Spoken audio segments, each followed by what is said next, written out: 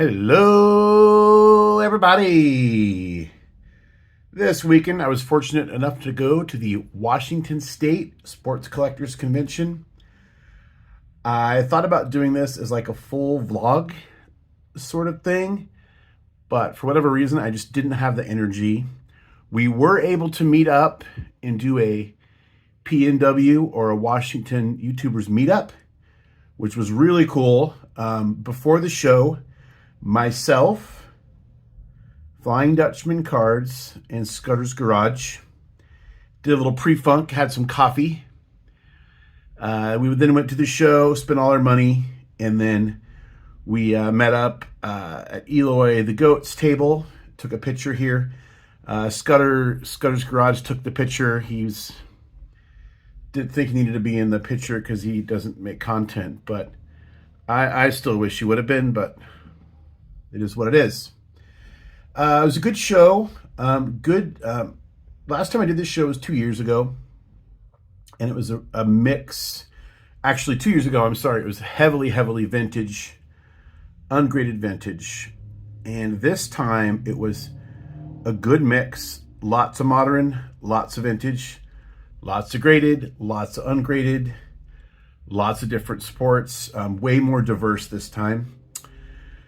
I don't know why that is, but I always welcome it because there was something for everybody, and I spent everything I took, just like I imagined I might. But a couple freebies here before I get to the purchases. These were from a giveaway from Flying Dutchman Cards. So Andy gave these to me in the parking lot.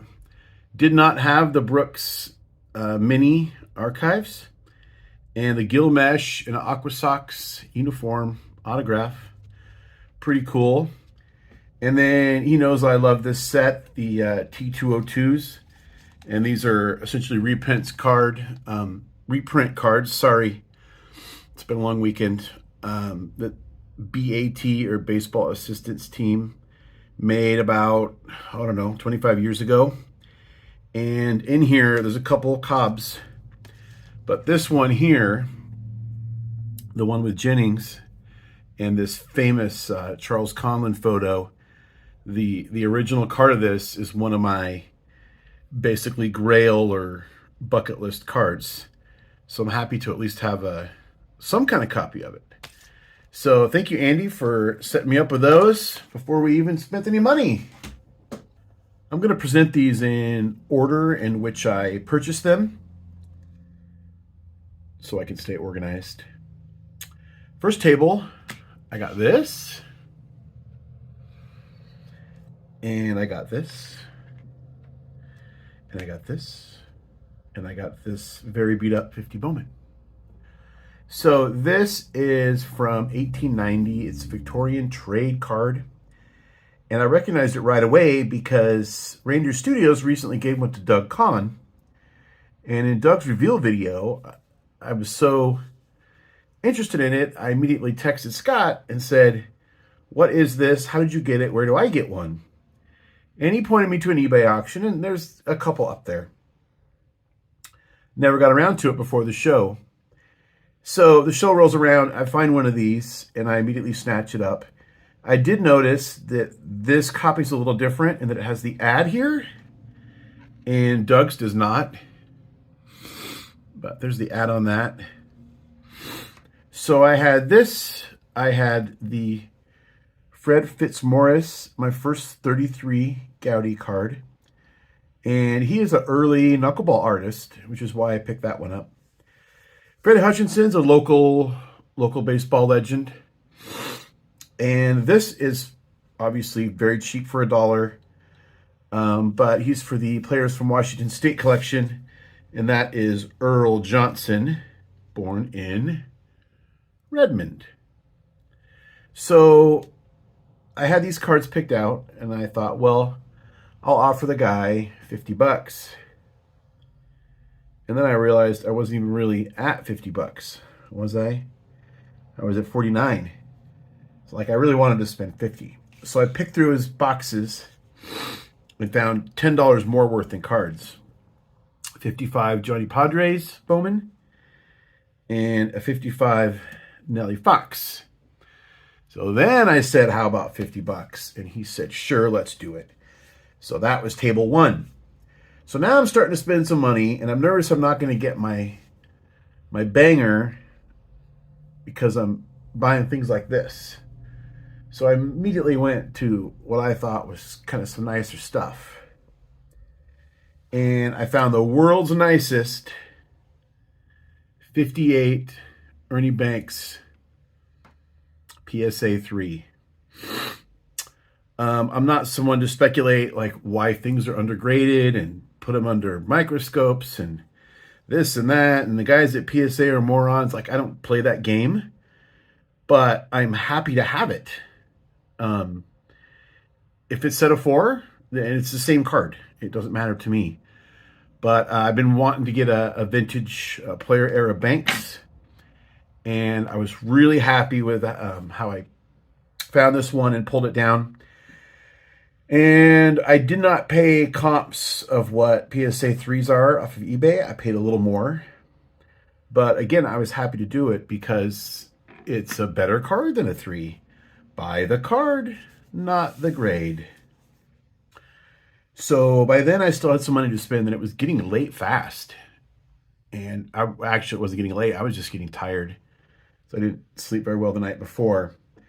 But I had made note of some prizes at some tables I had seen earlier that I passed up on. I saw right away. And I didn't want to spend all my money right away. But I was able to go back and find these 2 things I had passed up on. And these are both reprints.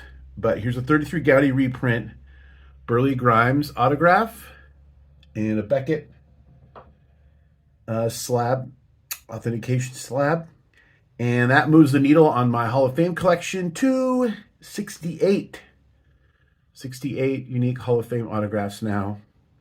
It trails off a little bit on the Grimes. I figure it's probably kind of a later life autograph. But I'm still happy to get that. It's a beautiful looking reprint. The baggie I could do without, but it's there either way. Doesn't matter if I complain. And right next to that was one I already had an autograph of Earl Averill. But happy to get another Gaudy reprint of Earl Averill, the Tattoo Orbit rather. I call they're Gaudy cards, but I usually refer to them as Tattoo Orbit. I don't know if I did when I mentioned the Grimes. Oh, and then that guy also had this, the $1 Necro for the Knuckleball collection. Where to next? By now it's getting really, really late, and I still had a few dollars. Right next to this guy's table, this guy had this Ray Allen just sitting there. It is a sticker auto, I'm aware, but while I prefer on-card autos, I will own sticker autos if I think they still look good enough and presentable. And to me, this one does. This is for the all-time top 10 Sonic Scorers project, of which I think I'm up to 6 or 7 now. Maybe I should do a rundown on that. Really thrilled to get that. And the guy was adamant that I should send it in because he thinks it's a 10. I probably won't, but you never know. If I do, it'll go to SGC. Then I got this Kraken cards, $5. They're all like base cards. I bought that. And then the guy gave me about an equal amount just for a throw-in. And then when I was almost done, we went to take our picture with Eloy that I showed. Had a couple more dollars. I wanted to support him. And so I found this Billy Vera, who was one of the Righteous Brothers. And for just $10, Eloy had that priced very reasonably. And I think that's it. Really happy with what I got. I didn't go in with like a real concrete plan, other than I did want like something cool from the 1800s. I wanted something from the 1800s for a long time. And it just really works out great that this was available because it's something I was asking about just a couple days prior. And I wanted what I would call a vintage banger, which definitely I would consider this. And I'm always happy to get Hall of Fame autographs and just stuff for these little collections I have, like Knuckleball Collection and Washington State players, Hutch and Earl Johnson, Sonics, more knuckleballers, celebrities, cool vintage players that don't get enough credit for their contribution to the sport. Overall, great show. Really cool to meet up with people. We already had one person reach out saying, hey, I couldn't make it, but next year I want to do it. So that'll get us up to 4 or 5. So hopefully this thing grows and we can have a whole Washington contingency. Either people that can't go to the National or want to do something that's separate. That's really cool. Thanks to Scudder's Garage, Dan, for taking a lot of the pictures and the little bit of B-roll that I rolled in. Like I said, for whatever reason, I just was not in the mood to be running my camera. I just wasn't, so it didn't happen. But still a great show. Great friends to hang out with. Really good coffee, Hebrews Coffee in Linwood. Recommended. And of course, I recommend baseball cards. Until next time, remember, we don't count subscribers, we count friends.